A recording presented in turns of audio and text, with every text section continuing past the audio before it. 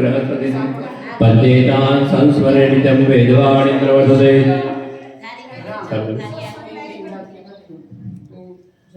सजयति सिन्दूरवदनो देवो यत्पादपङ्कजस्मरणं वा सर्वणियुतमनाम् आसीन्नाशयतु विज्ञानम् अज्ञानतिविनान्दस्य ज्ञानाञ्जनशलाकया चक्षुरुन्मीलितं येन तस्मै श्रीगुरुवे नमः मुखं करोति वाचालं वक्तुलं वैदे यत्कृपातमहं वन्दे परमानन्दमाधवम् सजयति सिन्दूरवदनो देवो यत्पादपङ्कजस्मरणं वा सर्वणियुतमनाम् राशिन्नाशयतु विज्ञानम् अज्ञानतिमिरान्धस्य ज्ञानाञ्जनशलाकया चक्षुरुन्मीलितं येन तस्मै श्रीगुरुवे नमः लीलाम्बुजश्यामलकोमलाङ्गं सीतासमारोपितवामभागं पाणो महासायकचारुचापं नमामि रामं रघुवंशनाथं मनोजवं मारुततुल्यवेगं जितेन्द्रियं बुद्धिमतां वरिष्ठं वातात्मजं वानरयूथमुख्यं श्रीरामदूतं शरणं प्रपद्ये दक्षिणे लक्ष्मणो यस्य वामे च जनकात्मजा पुरतो मारुतिर्यस्य तं वन्दे रघुनन्दनम्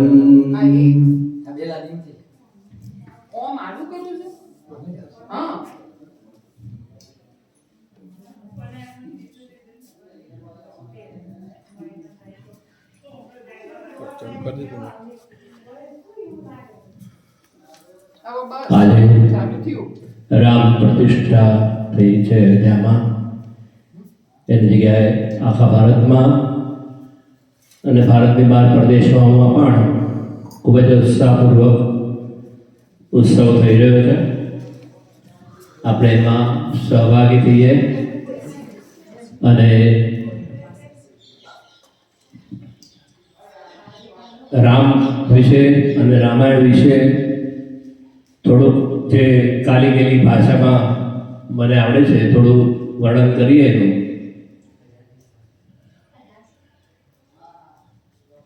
સંગીત એટલા માટે રાખ્યું કારણ કે એમાં પછી સમય વધારે જાય એટલે આપણે એક જ કલાકમાં પૂરું કરવાનું છે. ટૂંક સાર રામાયણ શતકોટી અપારા. રામાયણ અનેક કવિઓએ લખેલા છે, કેટલીય ભાષામાં છે. એમાં વધારે પ્રચલિત છે તુલસીકર રામચરિતમાનસ, એ અવધી ભાષામાં લખાયેલું છે.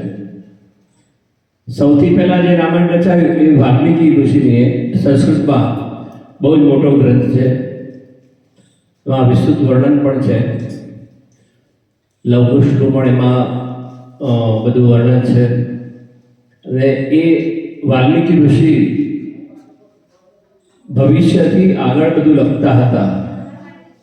અહીંયા જાણે કે એક સિનેમા કે નાટકની સ્ક્રિપ્ટ લખ્યું હોય અને એ રીતે પાત્રો જેમ એ કાર્ય ભજવે એમ વાલ્મીકી લખતા હતા, એ રીતે રામનું ચરિત્ર ચાલતું હતું. એનો ઉલ્લેખ છેલ્લે લવકુશ જ્યારે રામ દરબારમાં આવે છે ગાવા, એ વખતે રામને પણ ખબર નથી કે આ મારા પુત્ર છે. પણ જ્યારે રામાયણ આખું ગાય છે પણ છેલ્લે કહે છે કે આજ વૈદેહીના અને આને અમે પુત્ર છીએ, તમારા પુત્ર છીએ, ત્યારે રામને ખબર પડશે આ મારા પુત્ર છે. પણ એ ગયા ત્યાં છેલ્લી વખતે જ્યારે કહેવામાં આવે છે કે તમે જ્યાં જાઓ છો અયોધ્યામાં એ તમારા પિતા છે. તો એ અનેક પ્રકારે વાલ્મીકીનું પણ ચરિત્ર ખબર છે. વાલીઓ લૂંટારો હતો અને લૂંટ ચલાવતા જ્યારે એક વખતે નારદજી મળેલા, નારદજીને પૂછ્યું, નારદજી કે ભાઈ તું જે પાપ કરે છે એમાં તારા ઘરવાળા પાપના ભાગીદાર છે. એને નારદજીને પૂછ્યું તો એ લોકોએ કહ્યું કે ના ભાઈ, અમે તો ભાગીદાર નથી, તમારું કર્મ છે એમને ખવડાવવાનું, કેવી રીતે લાવો છો કમાઈને અમારે જોવાનું નથી. ત્યારે એને વૈરાગ્ય થયો અને એ પછી નારદજીના ઉપદેશથી તપ કર્યું અને એ વાલ્મીક ઋષિ બન્યા અને એને રામાયણની રચના કરી. એટલે મોટી ઉંમર પછી રચના છે. અને વૈરાગનું જીવન, રામાયણની કથા બધાને ખબર છે, રામાયણના તત્વો થોડા જાણવાના છે. અને ત્યારબાદ તુલસીદાસજીની વાત કરીએ તો તુલસીદાસજી પત્નીના મોહમાં કંઈક કારણસર અચાનક એમની પત્નીને જવાનું થયું પિતાના ઘરે અને સમાચાર કર્યા વગર ગયા. ત્યારે ખબર પડી, તુલસીદાસજી ઘરે આવ્યા ત્યારે તો એ પત્નીના મોહમાં એટલા મોહિત હતા કે એના પાછળ ત્યાં એના પિતાના ઘરે સાસરે જાય છે. વરસાદ હતો, ખૂબ નદીમાં પૂર હતું. એક શવ કોઈ હશે પાડવા માટે આવ્યા છે, પણ વરસાદ બહુ પડે એટલે લોકોએ મૂકી દીધી ઠાઠડી ત્યાં અને કિનારે હતી.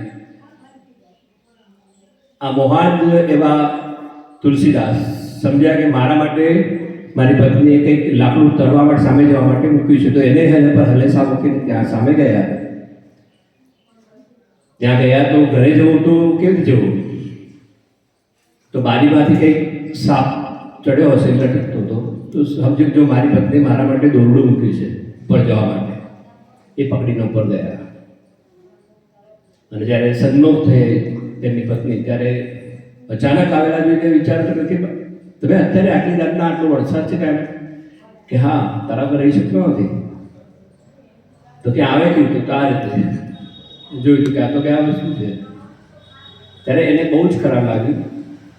એણે એમ કહ્યું કે જે હાડકા અને માંસનું મારું શરીર છે એમાં તમને આટલો મોહ છે, આટલો જ મોહ તમે ભગવાનમાં રાખો તમને ભગવાન મળી જાય. આ એક શબ્દ અને તુલસીદાસજીનું હૃદય પરિવર્તન થયું અને પગે લાગ્યા, આજથી તું મારી ગુરુ અને હવે હું એ રસ્તે જઈશ.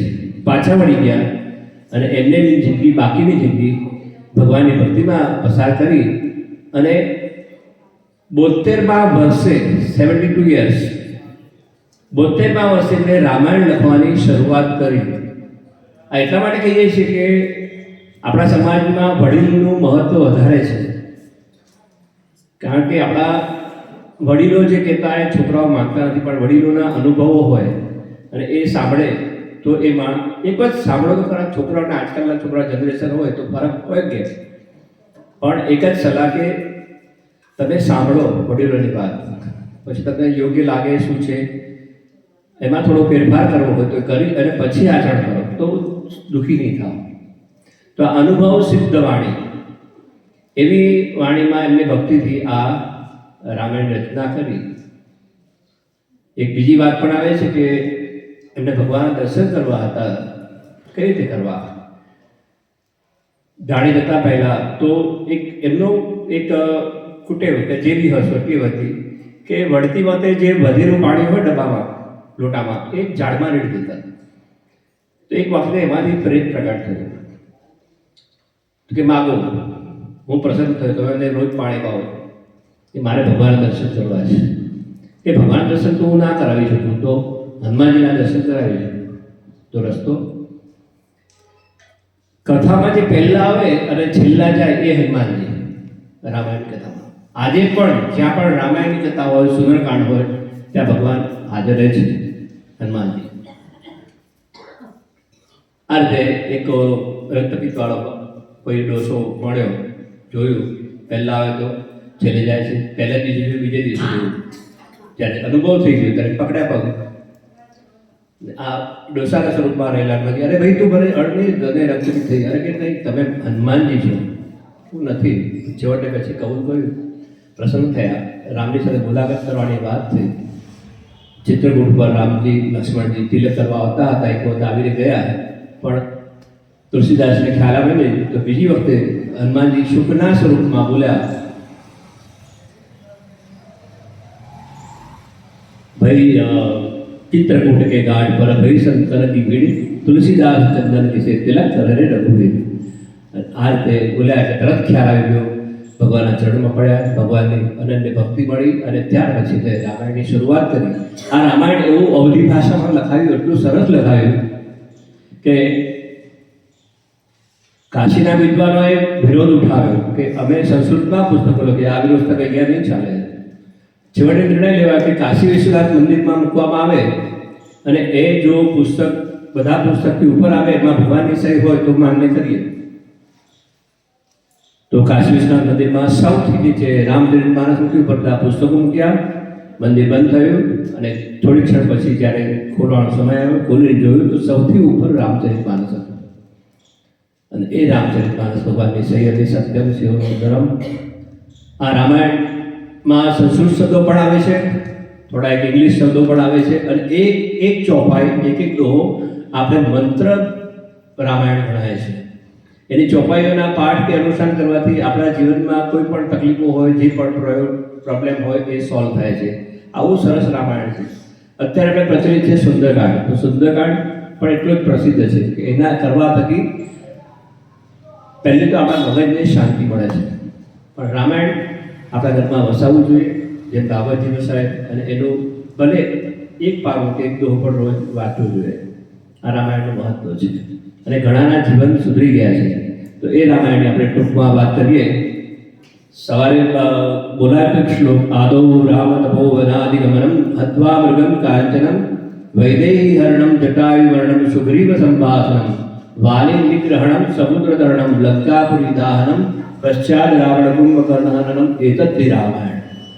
આ શ્લોકમાં આદૌ રામ તપો વનાદિગમનમ એટલે રામ વનમાં જાય છે ત્યાંથી શરૂઆત થાય છે. કારણ કે રામ જન્મ્યા, લીલાઓ કરી, લગ્ન કર્યું, એ બધી ક્રિયાઓ તો એક સામાન્ય, પણ રામનું જે ઐશ્વર્ય, રામે જેના માટે અવતાર, દિલ મનુજ અવતાર, મનુષ્ય છે અવતાર જે લીધો હતો, એની વાત વનમાં જાય પછી શરૂઆત થાય છે. રાવણને મારવો હતો, હવે ત્યાં બેઠા બેઠા પણ મારી શકે. હા, પણ ઋષિઓને મળવાનું, કેટલાય લોકોના જીવન સાર્થક હતા, કેટલાય લોકોને પાવન કરવાના હતા, અનેક ચરિત્ર કરવા હતા. ચરિતમ રઘુનાથ હશે શતકોટી ભવિષ્યરમ, અનેક ચરિત્રો ભગવાનના છે અને એક એક ચરિત્રમાં આપણા જીવનમાં સમજવા જેવી વાત છે. એટલે તો કહેવાય છે કૃષ્ણએ કહ્યું એમ કરો, કૃષ્ણએ કહ્યું એમ કરો અને રામે કર્યું એમ કરો. કૃષ્ણને કર્યું એમ કરવા જાઓ તો થઈ શકે નહીં, પણ રામે જે કર્યું કરો તો તમે દરેક સંબંધો, ભાઈ બહેનના બધા સંબંધો જે ગણતરી છે એ બધા સંબંધો સુધી જાય. શત્રુ પણ જેની પ્રશંસા કરે એ રામ, અને શત્રુની પ્રશંસા રામ પોતે પણ કરે છે.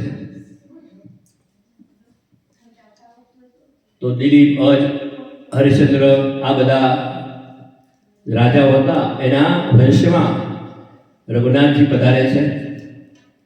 દશરથ રાજા એકવાર બેઠા હતા, એમના મનમાં દુઃખ થયું કે મારે આટલું મોટી ઉંમર થઈ પણ સંતાન નથી, તો શું કરું? તો ગુરુને પાસે ગયા. ગુરુને પાસે ગયા, એમાં પણ એવું લખાણ છે કે ગુરુને બોલાવતા નથી. તમારે પ્રોબ્લેમ છે, તમારે કંઈક પ્રશ્ન છે તો એને બોલાવો નહીં, પણ ગુરુના પાસે જવાનું. અને એ પણ આપણું ઐશ્વર્ય દેખાડે છે. ચાલતા ગયા છે વશિષ્ઠ મુનિ ત્યાં જઈને પ્રશ્ન કર્યો કે ગુરુજી મારે સંતાન નથી તો શું કરું? ગુરુજીએ રસ્તો બતાવ્યો કે પુત્રિષ્ઠ કામે શ્રી યજ્ઞ કરીએ. એ સમાજની વસ્તુ કેવી હતી એ વશિષ્ઠ મુનિ બધું જાણે છે, પણ જેના અંદર જેની વિશેષ અનુભવ હોય, જાણકારી હોય અને સિદ્ધિ હોય એવા ઋષિનું નામ લે છે કે હું યજ્ઞમાં હાજર રહીશ. હું પણ આચાર્ય તરીકે શૃંગી ઋષિ યજ્ઞ કરાવશે. તો શૃંગી ઋષિના અમુક તપ અનુષ્ઠાન પણ હતા, જેને કારણે એ યજ્ઞ સિદ્ધ થાય વધારે પડે. તો એમની પાસે યજ્ઞ કરાવે છે. એ યજ્ઞ કુંડમાંથી અગ્નિદેવ બહાર આવે છે, ખીર આપે છે અને એ ખીર એમની રાણી કૌશલ્યા, સુમિત્રા અને કૈકેયી ત્રણને આપે. તો કૌશલ્યા આપે, કૌશલ્યા એમાંથી અડધો ભાગ કૈકેયીને આપે છે. કૈકેયી અને કૌશલ્યા બંને પોતાનામાંથી અડધો ભાગ સુમિત્રાને આપે છે. એવી કથાથી સાંભળવા મળે કે એમાંથી સાંભળી લઈને ઉડી જાય છે. અંજની માતા તપ કરતા હોય છે, અર્ઘ્ય આપતા હોય છે, એમના હાથમાં પડે છે ખીર, અને એ ખીર ખાય છે, જેમાંથી હનુમાનજીનું પ્રાગટ્ય થાય છે. આવી વાત છે. હવે અહીંયા ખીર ખાધા પછી કૌશલ્ય ત્યાં રામ, કૈકેયી ત્યાં ભરત, અને સુમિત્રાને ત્યાં લક્ષ્મણ અને શત્રુઘ્ન એ પુત્ર થયા. 4 પુત્ર થયા. એમના નામ રાખ્યા. અને સમય થવાનો બાળલીલાઓ કરી ભગવાને. બાળલીલામાં એક બે પ્રસિદ્ધ એવી બાળલીલાઓ છે કે ભગવાન ચંદ્રમાને જુએ છે, તો કે ચંદ્રમાને જોઈએ છે તો ચંદ્ર તો ક્યાંથી લાવો? તો થાળીમાં પાણી ભરી એમાં ચંદ્રનું બિંબ બતાવે છે. અને આ રીતે વસ્તુ. બીજી કથા છે કે એમાં એક મદારી આવે છે વાનર લઈને. શિવજી આવ્યા હોય છે મદારીના સ્વરૂપમાં હનુમાનજીને લઈને, અને ત્યાં લીલા મરકટ લીલા થાય, જુએ છે, બાળકો ખુશ થાય છે. અને બાળકોની માંગણીના કારણે એ વાનરને ત્યાં થોડો ટાઈમ રાખે છે. એ વાનર બીજું કોઈ નહીં પણ હનુમાનજી હોય છે, જેને 11મો સ્વરૂપ રુદ્ર કહેવાય. ભગવાન વિષ્ણુએ જ્યારે જ્યારે અવતાર લીધા ને ત્યારે શંકર ભગવાને પૂછ્યું, ભગવાન આ અવતારમાં તમારી સાથે વધારે કોણ રહેવાનું છે? એટલે જ્યારે રામ અવતાર હતો ત્યારે પૂછ્યું શિવજી કે તમારા સાથે વધારે કોણ રહેશે? મારા તો કહ્યું હનુમાન રહેશે વધારે. તો કે ભાઈ હું હનુમાન બનીશ. કૃષ્ણ અવતારમાં પૂછ્યું હતું તમારે સાથે બંસરી, તો ભગવાન શિવજી બંસરી બન્યા છે. તો આ થોડી દિવસો યજ્ઞોપવિત આપ્યા અને એ બધું થયું વિધિ, ત્યાં સુધી વાનર સાથે રમ્યા, બધું કર્યું બાળલીલાઓ. અને ગુરુ ત્યાં ભણવા ગયા. અને આ બધું આ વાનર જે હતા એને કિષ્કિંધા મોકલવામાં આવ્યા. અહીં ગુરુને ત્યાં ઘર ભણવા ગયા. ભગવાન તો ભણવાની શું જરૂર હોય? ગુરુ ગૃહ ગયે પટન રઘુરાઈ, અલપકાલ વિદ્યા સહાય. અને ગુરુ ત્યાં રહ્યા. ઓછા સમયમાં બધી વિદ્યા, 64 કલા, બધી વિદ્યાઓ શીખ્યા. ગયા તો નાના, કારણ કે યજ્ઞોપવિત વખતે એવું પહેલાં હતું કે જ્યારે બળવો દોડાય ને એટલે બાળક દોડીને જાય અને પછી એવું સીધો ગુરુના આશ્રમમાં જાય. 5 વર્ષે જનોઈ દેવાય, 5, 8 કે 11મા વર્ષે જનોઈ દેવાય, ત્યારથી બાળક ગુરુને ત્યાં જાય ભણવા. અને મોટો પરણવા જેવડો થાય ત્યારે આવે. ત્યાં સુધી ગુરુના સાનિધ્યમાં જ રહે. આપણે તો હવે બળો દોડે ને પછી મામા લેવા જાય. એક મામા હોય, 2 મામા, જે લઈ આવે કે ભાઈ તારે હમણાં જવાની જરૂર નથી, તું તારે સંસારમાં રહે. ત્યારે રામ, લક્ષ્મણ, ભરત, શત્રુઘ્ન મોટા થઈને આવ્યા. યુવાન હતા, માતાઓ હર્ષિત બની છે અને સાથે આનંદ કલોલ કરે છે. પણ રામને ત્યાં અયોધ્યામાં વધારે રહેવાનું છે.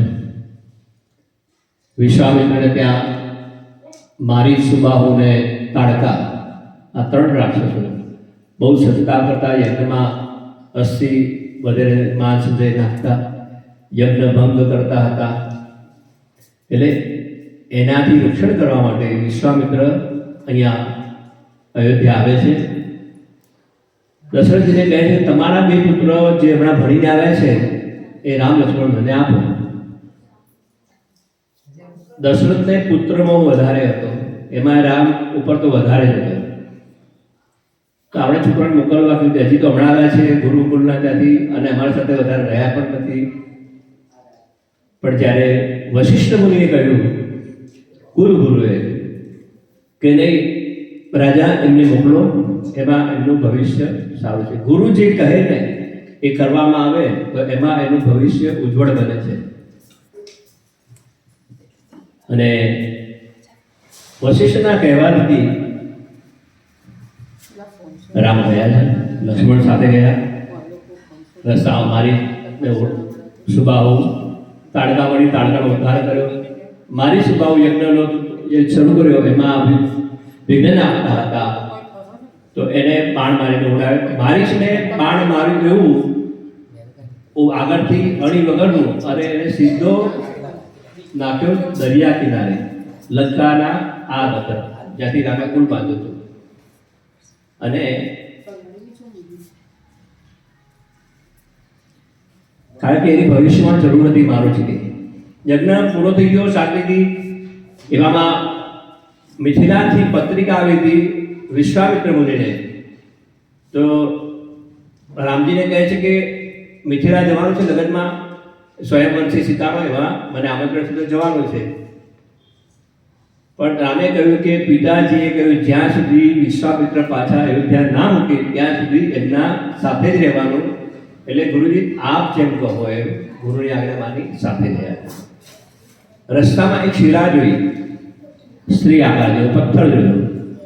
રામજી પૂછ્યું કે ગુરુજી આ શું છે? તો ગુરુજી હસવા લાગ્યા કે પ્રભુ તમે તો અંતર્યામી છો અને પૂછો છો. આ ગૌતમ ઋષિની નારી શાપવશ પથ્થર બની છે, શિલા બની છે અને આપની રાહ જુએ છે. તો રામજી પગ ઊંચો કર્યો અને પવન દેરથી આવી. એ પવન એની ચરણની રજ એની શિલા પર પડી અને એમાંથી સ્ત્રી બની મુક્તિ પામી.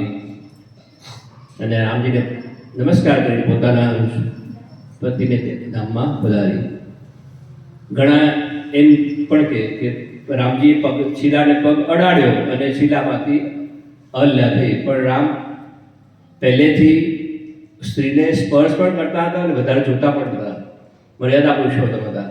પણ એમના ચરણની રજ હવાથી ગઈ. આગળ ચાલ્યા, મિથિલામાં આવ્યા, એમનું સ્વાગત કર્યું જનક રાજાએ. રાત્રે પુષ્પ વાટિકામાં પુષ્પ લેવા માટે ગયા ગુરુજી માટે. અને લક્ષ્મણજીને લોકો વાત કરે છે જ્યારે જનકપુરીમાં ફરવા નીકળ્યા ત્યારે લોકો રામજીને જુએ છે. ઘણા લોકો એવું મનમાં વિચારે કે આ જો આપણા ગામના જમાઈ થાય તો સારું. ના, મહારાજે ખોટી પ્રતિજ્ઞા કરી છે કે ધનુષની પણછ બાંધે એ પરણે. રામજીને બહુ કોમળ છે. બીજી દિવસે પુષ્પવાટિકામાં ફૂલ લેવા જાય છે ત્યારે રામ અને લક્ષ્મણ ફૂલ માડીને પૂછીને લે છે અને ફૂલ લેતા હોય છે. એ વખતે એક સીતાજી ધનુષ્યના આગલા દિવસે પોતાની કુળદેવીના પૂજા કરવા માટે ત્યાં પધાર્યા હોય છે. તો એક સખી છૂટી પડી, એ જતી હતી તેણે રામ લક્ષ્મણને જોયા. રામને જોઈને એટલી મોહિત થઈ ગઈ કે આટલા સરસ રૂપાળા, આવા જો આપણા સીતાના વર્ગ હોય તો કેટલું સારું. એ કહેવા માટે સીતાજી પાસે ગયા. સીતાજીને કીધું કે સખી એક સુંદર બે રાજકુમાર છે ગૌર શ્યામ વર્ણના, જો આ જાય આપણે એ અધ્યાયના જમાઈ બને તો સારું એમ. પણ સીતાજી કંઈ આજકાલની સીતાજી નહોતા કે એ સખી કે ને તરત જોવા જતા રહે. પણ સીતાજીને એ વખતે નારદ વચન સુનિકાના, નારદજીએ ભવિષ્યવાણી જે બાકી હતી કે સીતાજીને પુષ્પવાટિકામાં માતાજીની પૂજા કરવા જશે ત્યારે બે રાજકુમાર આવશે, એ રાજકુમારમાં રામ સાથે સીતા તારા વિવાહ થશે, લગ્ન થશે. આ ભવિષ્યવાણી નારદનું જીવનું વચન ખોટું ના હોય એટલા માટે સીતાજી સખીઓ જોવા જાય છે. ઝાડના ડાળખાની પાછળથી જુએ છે અને સીતાજી રામની દ્રષ્ટિ થોડીક વાર સ્થિર થાય છે. એમાં પણ એક રહસ્ય છે કે સ્થિર દ્રષ્ટિ આપણી થતી નથી. અને આ લોકોની કેમ થઈ? કેમ કે આંખની જે પાપડ છે ને એમાં નિમિ રાજાનો વાસ છે. અને એ નિમિ રાજા જનક રાજાના પૂર્વજ હતા. તપશ્ચર્યા કરી અને જ્યારે કે મને મોક્ષ જોઈએ છે, બીજા લોકો કે એને એને જીવાડવો છે, બોલો કે મારે નથી જીવવું, જીવવું એ છે ને મને નથી જીવવું. ભગવાને કહ્યું તથાસ્તુ, જીવતો એ ગણાય ને મરતો એ મરેલો એ ગણાય. એટલે મનુષ્યની આંખની પાપડમાં જે વાસ છે એ નિમિ રાજાનો વાસ છે.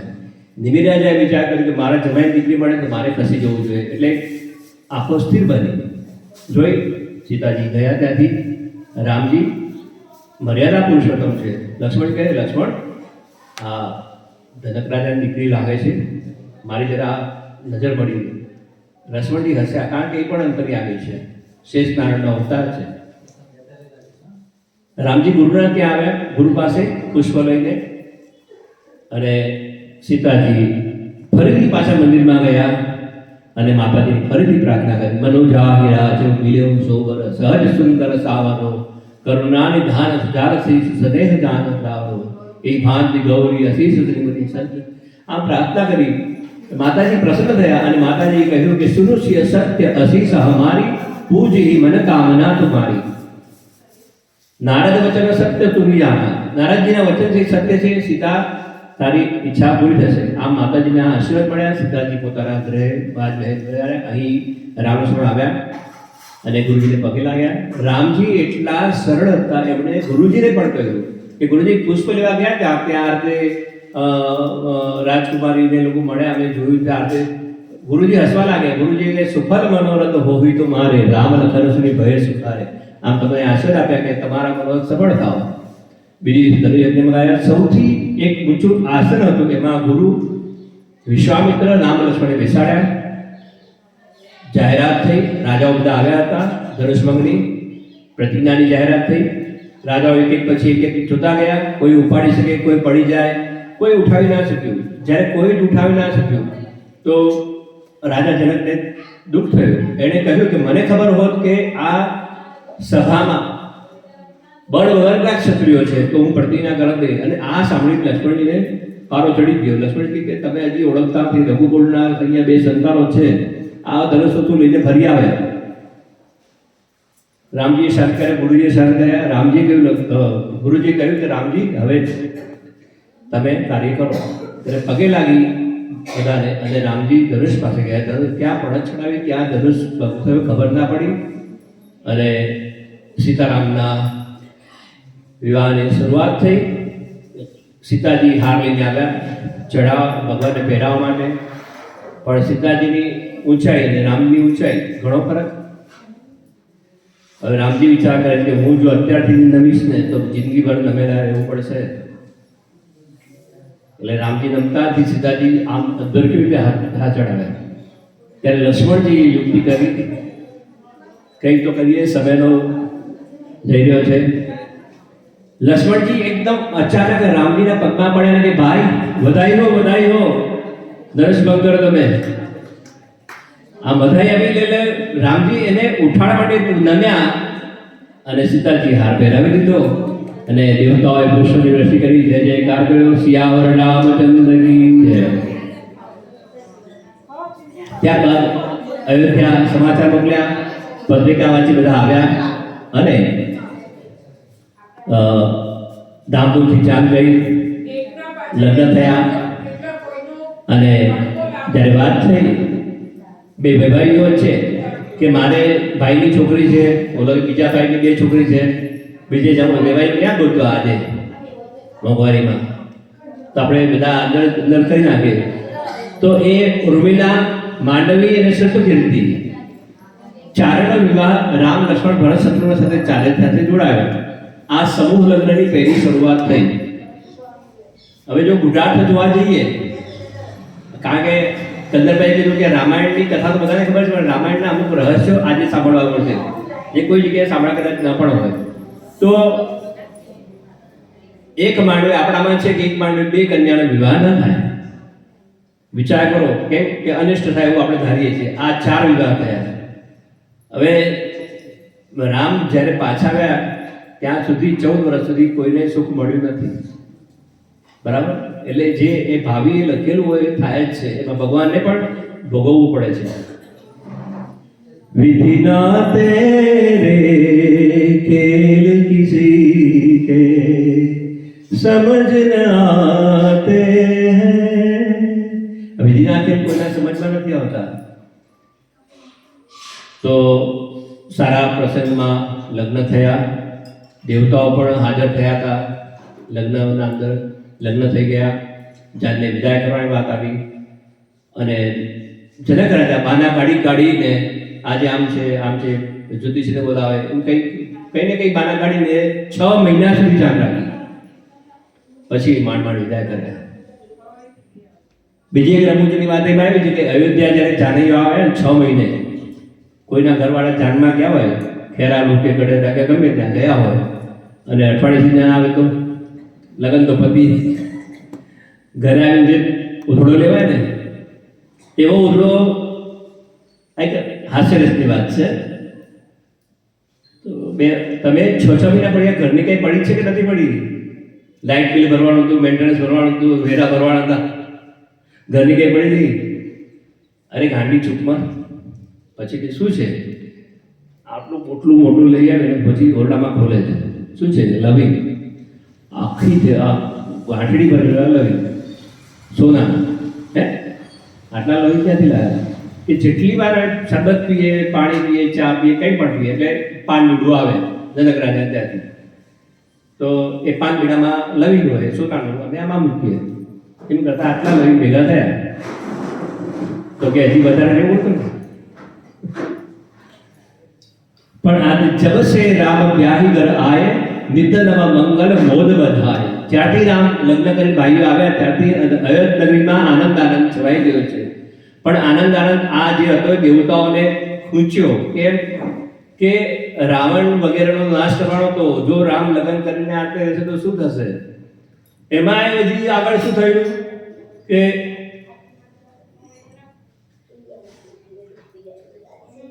એકવાર દશરથ રાજા દર્પણમાં જોતા હતા ને એક સર્વન સમીપ ભય સુત કેસા, કાન પાસે એક વાળ સફેદ થયો અને એમને છે મારા સફેદ વાળ ચાલુ થઈ જાય હવે તો હવે મારે રાજા તરીકે રહેવાય નહીં, રામને રાજ્યથી સોંપી દઉં અને પછી હું ભગવાનની ભક્તિમાં આવ્યો. અને વશિષ્ઠ મુનિની વાત કરી, નક્કી કર્યું મુહૂર્ત ક્યારે છે? મુહૂર્ત કાલે જ છે. પછી તો ઘણા વખત પછી આવશે. હમણાં મુહૂર્ત છે તે કાલે છે, કરો તો ઠીક છે. એક જ દિવસમાં કે ભલે કરી નાખો. તો રાજા કે આજ કાલે નહીં, એક દિવસ પછી કરીએ. એક દિવસ છોડી દીધો. ન જાણ્યું જાનકી નાથે સવારે શું થવાનું છે. અને અડધા પોણા વાગના અવધમાં ખબર પડી કે રામનો રાજ્યાભિષેક થવાનો છે. અને દેવતાઓને ખબર પડી. દેવતાઓએ કહ્યું કે રામ રાજા થશે તો લંકા મારવા ક્યારે જશે રાવણ? બીજા વખત દૂષણ ઘણા રાક્ષસો હતા, વિરાટ બધા. સરસ્વતીની માતાને કહ્યું કે માં તમે બુદ્ધિ ફેરવો રાજાની. રાજાની બુદ્ધિ ના ફેરવાય, રાણીની કોઈ ના ફેરવાય. અવધમાં કોઈ એવો વ્યક્તિ નથી કે જેની બુદ્ધિ માતા સરસ્વતી ફેરવી શકે. તો પછી કોને ફેરવું? તો બુદ્ધિ હા બહારનો વ્યક્તિ છે. કોણ? મંથરા. કઈ સાથે આવે દાસી. તો એની બુદ્ધિ સરસ્વતી ફેરવે છે અને એ મંથરા ચડાવે છે કઈ વરદાન માંગે છે. અને વરદાનના હિસાબે રામને 14 વર્ષ વનવાસ અને ભરત ગાદી થાય છે પ્રસંગ. રામ સહર્ષે વનમાં જવા તૈયાર થાય છે. રામની સાથે લક્ષ્મણ પણ તૈયાર થાય, સીતા પણ તૈયાર થાય છે વનમાં જવા.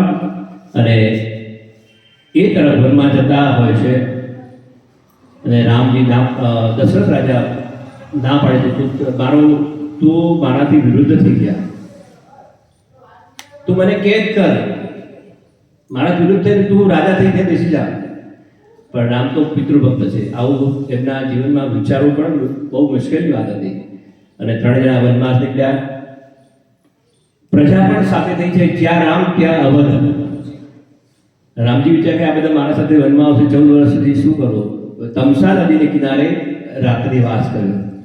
અને સુમંત જે સારથી હતો દશરથ રાજાનો, એ સાથે આવેલો. તો સુમંતને રાજા જગાડીને કહે છે, કારણ કે પ્રજા બધી છૂટી હતી સાથે કે જ્યાં રામ ત્યાં. હવે જવું તો કંઈ પણ રીતે જવું ખરું. સુમંત કે રથ ચલાવો. સુમંત કે બધા સુઈ ગયા છે ને ભગવાને પોતાની યોગ માયાથી એ રથ થોડો આકાશમાં વધાર્યો. અવાજ ન થાય એ રથ લઈને ભગવાન ત્યાંથી ચાલ્યા ગયા. સવારે પ્રજા જ્યારે ઉઠી ત્યારે રામ નહીં, તો એ લોકોએ વ્રત લીધા અને વ્રત લઈને પછી અવધમાં ગયા કે જ્યાં સુધી રામ પાછા નહીં આવે ત્યાં સુધી અમે આ વ્રત કરશું, આ ઉપવાસ કરશું, આ વસ્તુ કરશું. જેમ અત્યારે હાલમાં અવધના અમુક લોકો પગમાં ચપ્પલ અને પાઘડી નથી પહેરી. આજે 500 વર્ષ થયા. આજે પણ એ દાખલા અત્યારે છે કે અવધના લોકો આટલા રામ ભક્ત છે કે પાઘડી એ લોકોએ કે અમે લોકો આટલા સમયથી પાઘડી નથી પહેરી અને પગમાં ચપ્પલ નથી પહેર્યા. જ્યારે ફાઇનલ થયું, મંદિર બનવાનું શરૂ થયું ત્યાર પછી કોઈ વડીલને જરૂર હોય તો પગમાં ચપ્પલ, પાઘડી તો હવે આજે પહેરશે લોકો. આ સત્ય અત્યારની હકીકત છે. ગોહરાજાને ત્યાં ગયા. ગોહરાજા મિત્ર હતો અને ત્યાંથી કે અમારે ગંગા પાર તો નાવ માગી ગયો કેવટ પાસે, અને કેવટે ભગવાને કહ્યું કે ભગવાન તમારે પગ ધોવા પડશે. કેમ? રચ તમારી કામણધારી નાવ નારી બની જાય તો અમારા રંગ જરણી આજીવિકા બની જાય. આ તો લાકડાની છે, પણ એ કેવટે એક બૌદ્ધિશાળી વ્યક્તિ, અભણ એવો કેવટ લાકડાની કથરોટમાં ભગવાનના પગ ધોયા અને એ પાણી પીધું, પોતાના પરિવારને પણ આપ્યું. 7 પીઢિયાને ઉતરી એની સુધરી એ બધી. અને પછી રામે ઉતરીને પછી જ્યારે ઉતરાઈ પૂછ્યું ત્યારે કહ્યું કે જેમ મેં તમને નદી પાર ઉતાર્યો એમ મને ભવસાગર પાર આપ ઉતારજો. આમ તો એ વાત સીતા, છતાં પણ સીતાજી ભગવાન પાસે કંઈ હતું નહીં, ત્યાં બધું છોડીને આવેલા. તો સીતાજી વિચાર કર્યો કે ખાલી હાથે એને મોકલી આપીએ સારું નહીં. એમના હાથમાં જે વીંટી હતી સીતાજીના હાથમાં એ રામને આપી કે આ એને ઉતરાઈ આપો. અને એ રામજીએ વીંટી એને આપવાની કોશિશ કરી, પણ એને ના જ પાડી કે હું લઈશ નહીં. એ વીંટી પછી રામ પાસે રહી. આ વીંટી યાદ રાખવાની છે કે આ વીંટી ક્યાં ક્યાં કામ કરે છે. આ રામજીએ સીતાજીને વીંટી આપી, સીતાજીએ રામને આપી હતી, અને એ વીંટી આગળ જતા હનુમાનજી મોઢામાં મૂકીને લંકામાં જાય છે. પ્રભુ પુત્રિકા મેલી મુખ માહી જનથી નાદી ગયે અચરજ નાહી. તો ત્યાંથી આગળ ગયા અગસ્ત્ય ઋષિના આશ્રમમાં, વિશ્વામિત્રના બધા આશ્રમોમાં ફરતા ફરતા આગળ ગયા ભગવાન. અને ચિત્રકૂટ કે ત્યાં મઢુકી બનાવી, ત્યાં રહેવા લાગ્યા. સંતો મહંત બધા આવતા હતા. અહીંયા ભરતજીને ખબર પડી તો ભરતજી પણ રાજા બનવાની ના પાડી અને રામને મનાવવા માટે ત્યાં જાય છે. રામજીને ઘણી રીતે સમજાવે, સાથે બધી રાણીઓ, નગરના વાસીઓ, જનક રાજાને બધાને લઈ જાય છે. પણ રામજી એકના બે થતા નથી અને કે પિતૃએ આજ્ઞા છે એ પ્રમાણે 14 વર્ષ પછી આવી અને કબૂલ કરાવ્યું કે ભગવાન 14 વર્ષ ઉપર એક દિવસ પણ જશે તો આ ભરત પ્રાણનો ત્યાગ કરશે. અને ભગવાનની મુદ્રી પાદુકા લઈ અને ત્યાંથી ભરતજી નીકળ્યા. અને એ પાદુકા નંદીગ્રામમાં રાખી રામ જ રાજા છે કરીને ભરતજીએ 14 વર્ષ ત્યાં કાઢ્યા છે. પણ એમાં પણ ભરતજીએ રામ જમીન પર સૂવે છે જોયું તો ભરતજી જમીનમાં 1-2 ફૂટ ખાડો કરીને એટલા નીચે, મારા રામ જો જમીન પર સૂતા હોય તો મારાથી એમનાથી બરાબર સુવાય નહીં. જમીનમાં ખાડો ખોદીને ભરતજી સૂતા હતા અને શત્રુઘ્ને બધી જવાબદારી રાજકારણની સંભાળતા હતા. તો આ રીતે આગળ જતા જતા સુપર્ણખા આવી રાવણને ફસાવવાની બધી કોશિશ કરતા હતા. તો પછી રામ ફસાયા નહીં, નાકન કાપી નાખ્યા. રાવણને કહ્યું કે 2 જણા આવ્યા છે, મેં તારી મારું નામ લીધું તો એને મારું નાકન કાપી નાખ્યા. ખોટી જ રજૂઆત કરી એને કે ભાઈને ઉશ્કેરીને બદલો લઈએ. તો આ ભાઈ પણ ઉશ્કેરાય, એને પણ ખોટી રજૂઆત કે હા બેન તારો બદલો હું લઈશ. એને મારી મામાને કહ્યું કે આને સોનાર સુર બનીને મૃગ બનીને જા. એટલે મારે જ કે હું તો ના જાઉં. તો રાવણ કહ્યું તને મારી નાખી.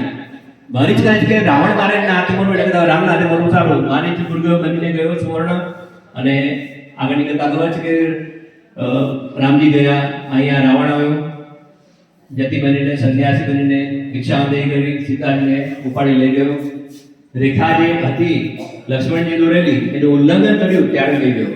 એટલે સમાજમાં કહેવાય કે સ્ત્રીએ જે સીમ મર્યાદા હોય તે મર્યાદામાં રહે, મર્યાદાની બહાર સ્ત્રી જાય તો એનું અહિત થાય છે. સીતાજી જતા હતા મોં પાડતા ત્યારે જટાયુએ સાંભળ્યું, જટાયુ બચાવે, એની કાંક પણ કપાઈ ગઈ, જટાયુ બેહોશ થઈને પડ્યો. આગળ ગયા, સીતાજી પોતાના જે અલંકાર હતા એ કોઈ બાંદરો બેઠા ત્યાં નાખ્યા. રાવણ લંકામાં આવી ગયો અને અશોક વાટિકામાં સીતાજીને બેસાડ્યા અને કહ્યું કે તને આટલો સમય આપું છું, ત્યાં સુધીમાં તારે મારી પત્ની થવાનું છે, આ પાડજે. જબરદસ્તી કરી નથી.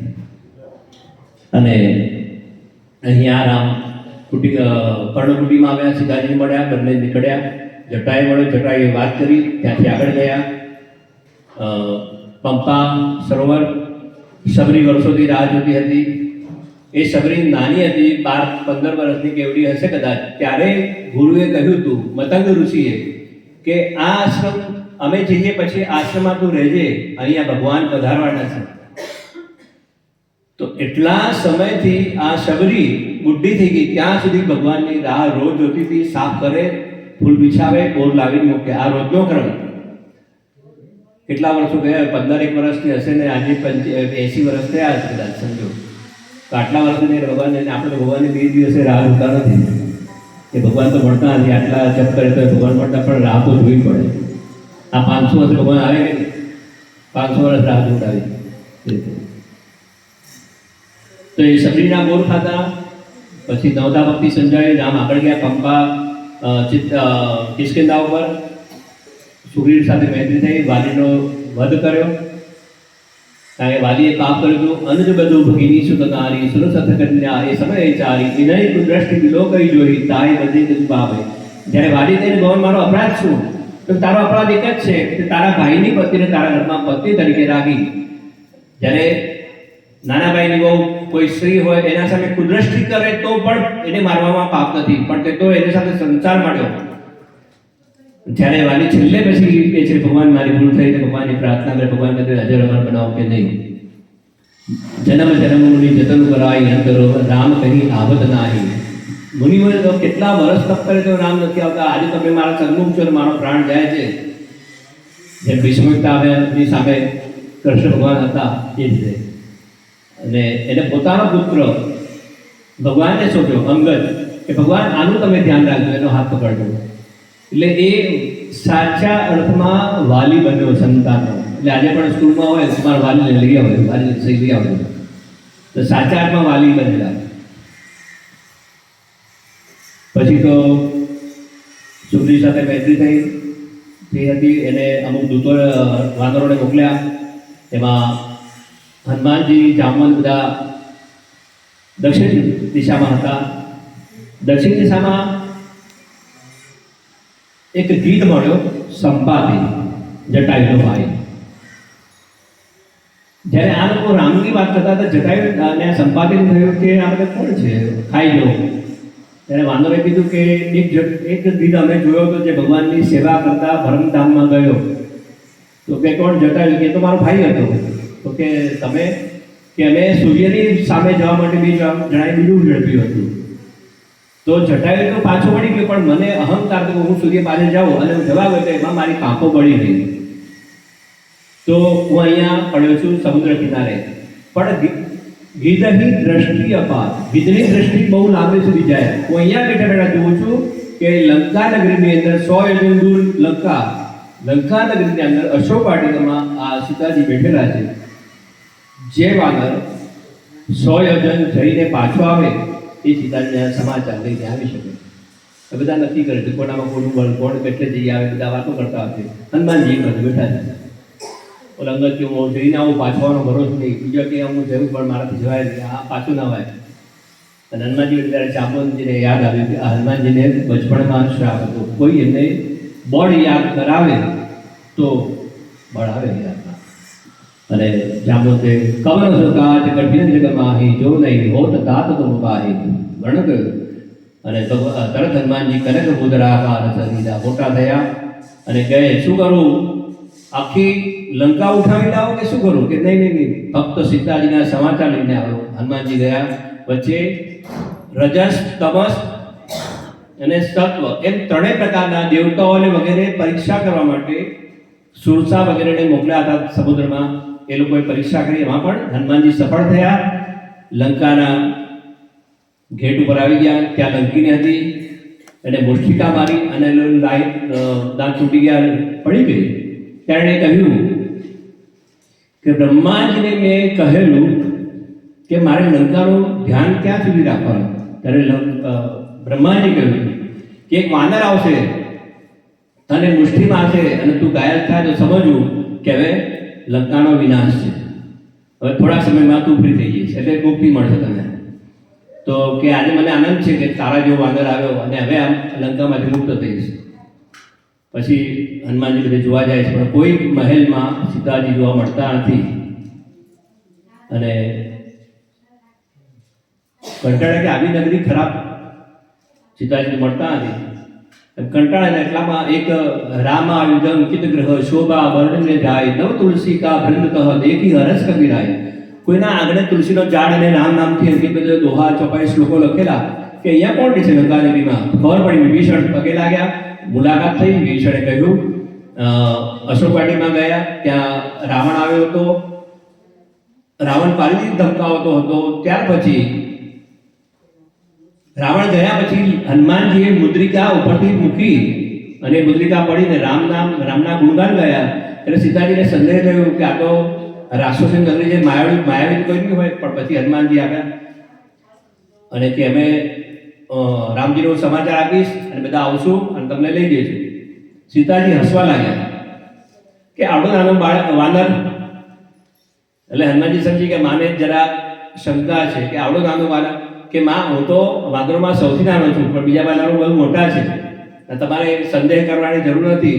રામના નામથી તો પથ્થરો કરી જાય, રામના નામથી ઘણું થઈ જાય, તો અમે તો કંઈ નથી. છતાંય તમારે મારું સ્વરૂપ જોવું હોય તો હનુમાનજીએ વિશાળ સ્વરૂપ બતાવ્યું. અને સીતાજીને ખાતરી થઈ, માં ભૂખ લાગી છે ફળ તોડીને ખાવા માટે. તો રાવણ પાસે બાંધીને લઈ ગયા. એને એક છોકરાનો અક્ષય કુમારનો હનુમાનજીએ નાશ કરી નાખ્યો. શક્તિ પાસમાં બંધાયા બ્રહ્માજીને અને ગયા. રાવણને જાગ્યો કે આને મારી નાખી. તો વિભીષણ કહે છે કે દૂત આવ્યો હોય એને મરાય નહીં શાસ્ત્ર પ્રમાણે, તો શું કરવું? અંગ ભંગ કરી પઠવો મંદર, એનું અંગ તોડી નાખો. તો કે શું હોય? વાંદરાને પૂંછડું વધારે ગમે, પૂંછડા ઉપર લપેટી કપડાએ લંકાના, તેલે લંકાનું. હનુમાનજી કે જલસો કરાવી ગયા લોકોને. તો પછી હનુમાનજી પૂંછડી વધારતા ગયા અને લંકા નગરી આખી વાળી નાખી. એક વિભીષણ કરે ગૃહ નાહી, ફક્ત વિભીષણનું ઘર અશોક વાટિકા બે બચાવી, આગ લગાડી, શસ્ત્રાગાર બધું નાશ કરી નાખ્યું. લંકા પૂજાવી અને ત્યાંથી માતા પાસે ચૂડામણી લઈ રામ પાસે ગયા, સમાચાર આપ્યા, યુદ્ધને સૈન્ય તૈયાર થયું અને લંકા નગરીને સામે કિનારે આવ્યા. રામ પૂજા કરાવી છે, તો ભગવાન શિવજીની પૂજા કરવા માટે કોને બોલાવવું? અને એવામાં તો આ ભાઈ બે વિભીષણ વચ્ચે સંવાદ થયો. તો વિભીષણને લાભને કાઢી મૂક્યો. તો વિભીષણ રામના ચરણમાં હતો. વિભીષણે પૂછ્યું કે કોઈ સારો બ્રાહ્મણ બતાવો. ત્યારે બતાવ્યું કે રાવણ છે સારો બ્રાહ્મણ, કર્મકાંડી બ્રાહ્મણ રાવણ છે, બીજું કોઈ નથી આટલામાં. જામવંતજીને મોકલ્યા. જામવંતજી બ્રહ્માનો અવતાર હતા. રાવણને વાત કરી કે મારા રામને શિવજીની પ્રતિષ્ઠા કરાવી છે, તમે આવશો કે? પૂછ્યું કે હા આવીશ. પછી કે આ તો જંગલમાં ફરે છે, કાઢી મૂક્યા છે અને આવું બધું રીતે બોલવામાં તો પછી કે બાકી રાખે નહીં, પણ એ શું આપશે મને? પણ કે જ્યાં અમારી એક બ્રાહ્મણોની નીતિ છે કે યજમાન પાસે વસ્તુ ના હોય તો એ લઈને જાય, કે હું આવીશ અને જે વસ્તુ ખૂટતી હશે એ હું લેતો આવીશ. આ રીતે રાવણ પ્રતિષ્ઠા કરવા માટે ગયો. પ્રતિષ્ઠા કરવા જ્યારે બેઠા ત્યારે એકલાથી પ્રતિષ્ઠા થાય ને, તો કે પત્ની તો તમારા પાસે છે. સન્માનપૂર્વક વિભીષણ દ્વારા સીતાજીને અશોક વાટિકામાં લાવ્યા.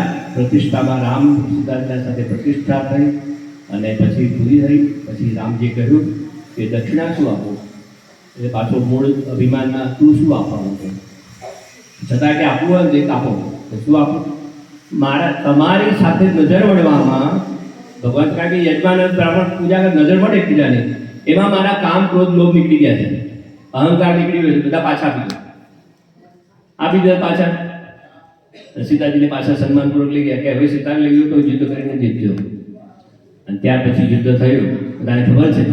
અને પ્રાણ જતો નથી ત્યારે વિભીષણે કહ્યું કે રાવણના નાભીમાં અમૃત કળશ છે, એ અમૃત કળશ ના હોય, શોષાઈ જાય તો જ રાવણ મરે, બાકી જેટલા માથા કાપશો હાથ કાપશો એટલા પાછા આવી જશે. તો 31 બાણ રામે છોડ્યા અને રાવણનો સંહાર કર્યો. અને તે સમયે જ્યારે મંદોદરી રાણીને ખબર પડી તો એ જોવા આવી કે આ આટલો સમર્થ મારો પતિ એને મારનાર કેવો વ્યક્તિ છે. બહુ સરસ વાત છે. આવે છે, રામ બેઠા હોય છે, ત્યાં પાછળથી બંદોદરી આવે છે, પડછાયો જોઈ રામજી ઊભા થઈ ગયા છે. આ કોણ છું માતે ઊભા થઈ જાય છે. ત્યારે પોતાનો પરિચય આપે છે, મંદોદરીને કહે છે તો રાવણની પત્ની છું. તો તમે આપ અહીંયા શું કરો વધારે રણભૂમિમાં કે મારે જોવું હતું કે મારા પ્રતિ આટલો બધી રીતે પાવરફુલ હતો, બધી રીતે હોશિયાર હતો, કઠોરનિષ્ઠ હતો, સારા ગુણમાં જન્મ્યો હતો, છતાંય એને મારનાર વ્યક્તિના શું ગુણ છે એનાથી વિશે એ જોવા માટે આવ્યું છે. રામજીને એ ગુણ શું જોયા કે હાથ મૂકી દીધા. શું ગુણ જોયા? મારો પતિ હું આટલી સુંદર વિશ્વ સુંદરી હોવા છતાં પણ બીજી સ્ત્રીઓમાં દ્રષ્ટિ રાખતો હતો અને લાવતો હતો, જ્યારે તમે મારો ફક્ત સ્ત્રીનો પડછાયો જોઈને એમ કહો છો કે માતે આ કોણ છો? આ તમારામાં ગુણ સૌથી મોટો છે. આ મર્યાદા પુરુષોત્તમ છો. તમારામાં જ શક્તિ છે, તમે મારી શકો. રાતી પછી પિતાજી આખી પરીક્ષા કરીને પુષ્પક વિમાનોથી અયોધ્યામાં આવ્યા અને અવધમાં આનંદ થઈ ગયો. રાજ્યાભિષેક એ કરવાના હતા. ભરતજી ભાનુને બોલાવ્યા અને રાજ્યાભિષેક કર્યો અને દેવતાએ પુષ્પની વૃષ્ટિ કરી. જય જયકાર કરો, બોલીએ રાજા રામચંદ્ર ભગવાન કી જય. અચ્યુતમ કેશવમ રામ નારાયણ કૃષ્ણ દામોદરમ વાસુદેવમ હરે શ્રીધરમ માધવમ ગોપિકા વલ્લભમ જાનકી નાયકમ શ્રી રામચંદ્રમ ભજે. ટૂંકમાં જેટલું ભગવાને વાણી આપી એવી થોડી કથા કરી. ખૂબ આનંદ થયો. તમે સાંભળ્યું.